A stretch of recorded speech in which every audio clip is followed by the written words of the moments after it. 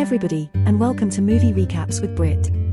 Today, we will be taking a look at a movie titled The Truman Show. Without further ado, let's get started. Truman Burbank, an insurance salesman, resides on Sea Haven Island with his wife Meryl. From birth, he has lived a typical life in the city. In the movie's opening, we witness Truman preparing for work and greeting his neighbors with his unique catchphrase, "Good morning, and in case I don't see you, good afternoon, good evening, and good night." As Truman is about to enter his car, a strange object falls from the sky and lands near him. Intrigued, he examines it closely, but he cannot determine its origin, as the sky appears clear. During his drive to work, he hears on the radio that an aircraft passing over Sea Haven Island has lost some of its parts, confirming the source of the object he found earlier. While at his office, Truman discreetly makes a call to Fiji in an attempt to gather information about someone named Lauren. However, he receives no useful information and ends the call abruptly. As this happens, his boss, Lawrence, approaches him and requests him to attend a meeting in Harbor Island to close a deal. In the following scene, Truman arrives at Harbor Island but struggles to board the boat because of his fear of open water. He decides to give up and returns to his office.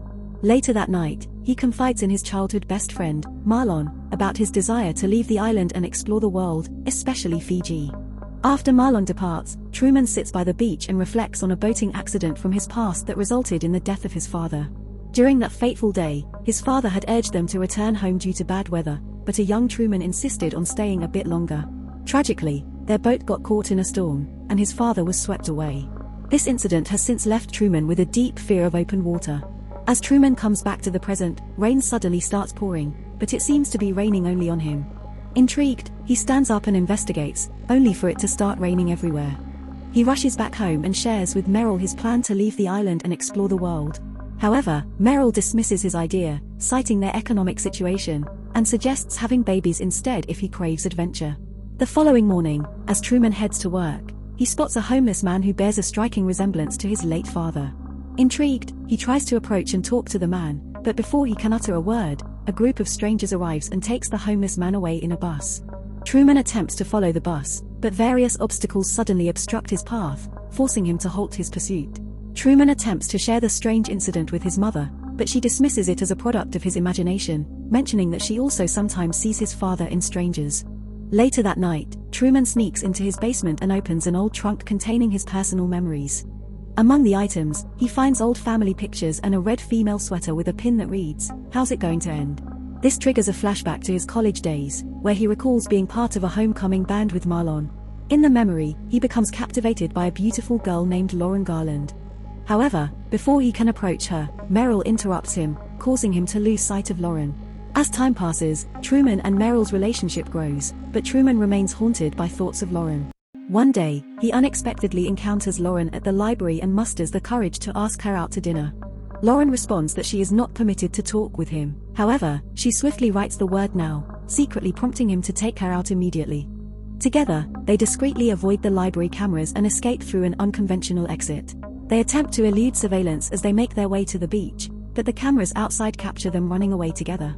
After reaching the beach, Lauren reveals her true name as Sylvia and shocks Truman by explaining that his entire world is an elaborate illusion. As a vehicle approaches, Sylvia becomes anxious and shares the truth about her identity and the falseness of Truman's reality.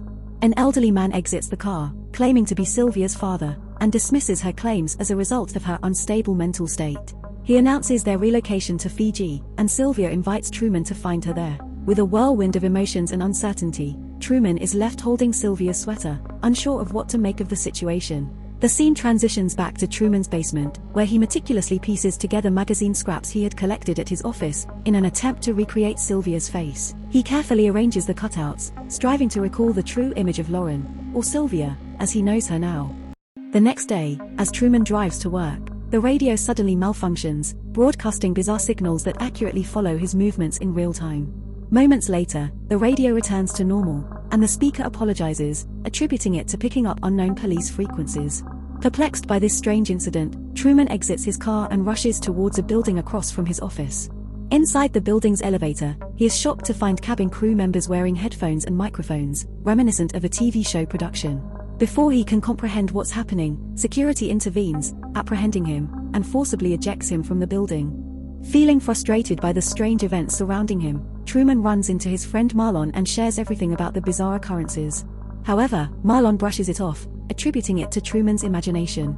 Despite this, Truman confides in Marlon that he has decided to leave for some time. Back at home, Meryl and Truman's mother are engrossed in looking at old photos from an album. Meanwhile, a show on TV begins, mentioning that people can now explore the world from the comfort of their homes. Truman insinuates that it is like everyone is preventing him from leaving the island. Subsequently, the ladies leave for a secret meeting, and Truman remains alone, examining his wedding pictures. To his astonishment, he notices that Meryl is crossing her fingers in each of the wedding pictures, indicating that she may not have truthfully married him. The following day, Truman sets out to travel to Fiji but is informed that there are no available flights for at least a month. Feeling desperate, he decides to take a bus to Chicago instead. However, oddly enough, the bus breaks down before it even departs from the station, adding to the frustration of Sea Haven's seemingly terrible transport system. Meryl comes home from work to find Truman sitting in his car. He invites her inside to show her his accurately predicted chain of events around him. Truman locks the car and takes Meryl on a mysterious ride off the island. While driving through traffic, Truman cleverly stops at the bridge connecting Sea Haven Island to the outside world. Because of his fear of water, he hesitates to go further. Meryl suggests returning home, but Truman closes his eyes and presses the gas pedal, compelling Meryl to drive across the bridge. After successfully crossing the bridge, Truman and Meryl are stopped by police who inform them about a nearby power plant meltdown. Strangely, one of the officers addresses Truman by name, even though they have never met before. Feeling suspicious, Truman tries to flee the island, but the men capture him and force him to return home. Back at home, Meryl tries to reassure Truman that everything is fine and offers him a drink in an unusual, almost promotional way. Truman becomes suspicious and confronts Meryl, demanding to know the truth. Just then, Marlon shows up at the door and takes Truman out for a beer. Marlon tries to convince Truman that there is no conspiracy and that everything is normal, claiming he would never lie to his best friend. However, it becomes apparent that Christoph, the director of the Truman Show, is feeding lines to Marlon through an earpiece. Marlon tells Truman he visited his house for a specific purpose and leads him to a bridge where a dark figure appears. The figure is the homeless man Truman believed to be his father, and they are indeed reunited. Christoph guides the crew to capture the touching moment on camera. Truman is unknowingly the star of the most-watched TV broadcast in history. The entire Sea Haven Island is a fabricated set, enclosed by a protective dome, with advanced effects controlled by director Christoph and his crew. Christoph sees the show as a source of hope for people and has been filming Truman since birth. In the following scene, Christoph appears on the True Talk TV show and discusses the unexpected introduction of Truman's father in the program. While explaining his intention to instill Truman's fear of water, he receives a call from Sylvia, who criticizes him for imprisoning Truman without his consent. Christoph defends himself, arguing that he has provided Truman with a better life on the island than in the real world. He also claims that if Truman discovers the truth, he is free to leave the set. The following day, Truman returns to his usual routine, but his paranoid behavior leads to his wife Meryl leaving him. At work, he meets Vivian, introduced by Christoph as a potential replacement for Meryl. That evening, Truman goes to his basement, organizes things, and eventually makes a bed to sleep, feeling exhausted. Truman continues to sleep for an extended period beyond his usual routine, raising concerns for Christoph. To investigate, Christoph orders the crew to call Truman's home. When Truman doesn't answer the phone, Christoph instructs Marlon to go to Truman's house. He guides Marlon step by step, until he finds Truman absent from his bed, and discovers the hole in the basement leading to the garden. In an unprecedented move, Christoph decides to cut the live transmission, leaving the audience stunned. He then orders the entire crew on the island to search for Truman. After exhausting all land search options, Christoph proposes the unconventional idea of searching at sea, even though it seems like a far-fetched suggestion. As the cameras capture the sailboat with Truman aboard, the live broadcast continues. Christoph dispatches a group of actors to locate Truman, but they are clueless about operating a boat. In a desperate attempt, Christoph uses his weather simulation to conjure a storm and confront Truman. However, instead of succumbing to fear, Truman courageously confronts the storm. Angry, Christoph orders his team to fully utilize the simulation program and directs massive waves at Truman, almost causing him to drown. After several tries, Christoph realizes Truman won't surrender and halts the waves and clears the sky. Truman triumphantly sails on until his boat pierces the artificial sky. He weeps upon realizing he's reached the dome's edge. Truman advances along the wall and ascends a nearby staircase, leading him to an exit door. As Truman is about to open it, Christoph speaks to him for the first time, introducing himself as the one who has watched him since birth. Christoph attempts to convince Truman to stay in the current world where he can live peacefully and without pain. Truman ponders this and responds with his usual greeting, "In case I don't see you, good afternoon, good evening, and good night.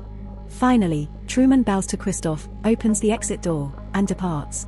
Sylvia is overjoyed upon seeing this and leaves her living room. The ending of The Truman Show is celebrated worldwide as Christoph removes his headpiece, cuts off the transmission, and the movie concludes. Thank you for watching our movie recap. While it may seem simple, it actually took a lot of hard work and dedication to produce. If you enjoyed the video, we kindly ask you to show your support by liking and subscribing to our channel. By doing so, you'll stay updated on our latest content and help us continue creating more in-depth analyses and critiques of the movies you love. Thank you again for your support.